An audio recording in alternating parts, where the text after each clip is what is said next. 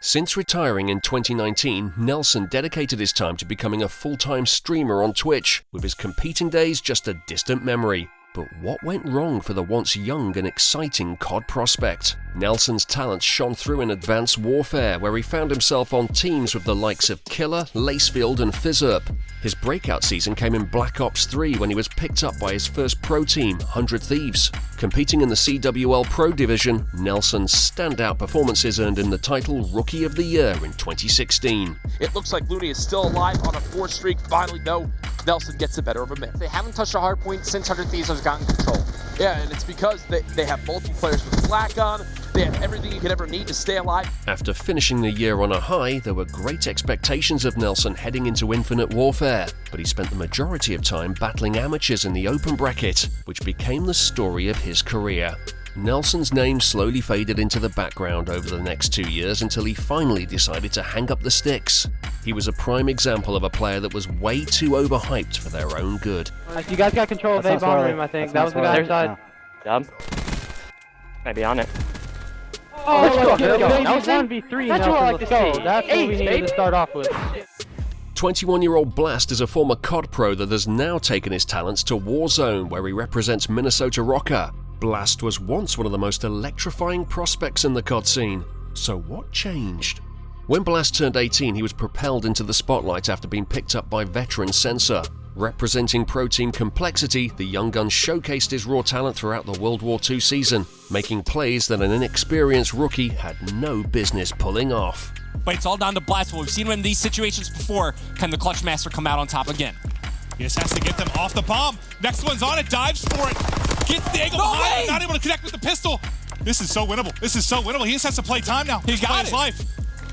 It's another 1v3 from Blastville. Nimble, the last one alive, right behind the bomb, picks up the kill, but too late on the defuse. He's got to get on out of there. And you thought the flank from Nimble was going to be the thing that wins the round for Tainted Minds, but no, Blastville remains alive, clutches the 1v3. Blazt remained in the pro scene for the next 2 years, and even bagged himself a place on LA Gorillas, but he never quite shone as brightly as people expected.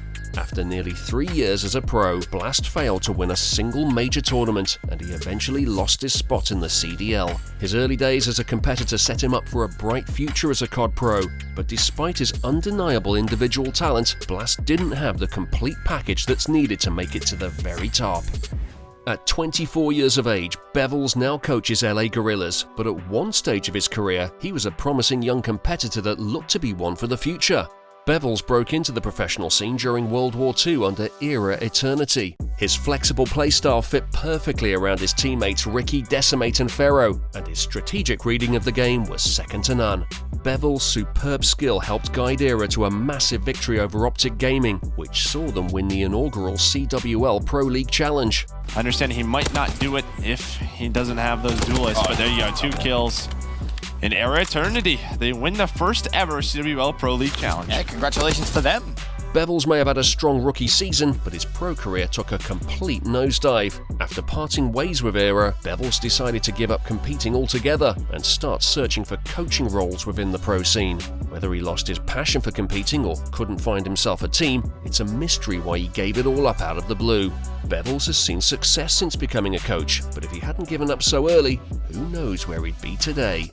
Decimate was once a shining star that now struggles to find a permanent place among the pros. Trying to clear it out, but they know they got to deal with Decimate. They know they got to deal with the spawners that are coming in, and Decimate is shredding. The man has 18 kills. His teammates are falling around him, but he's looking for more. He's going to find the turnaround kill. He knows where Zero's going to be coming from. He hears it. He wins it.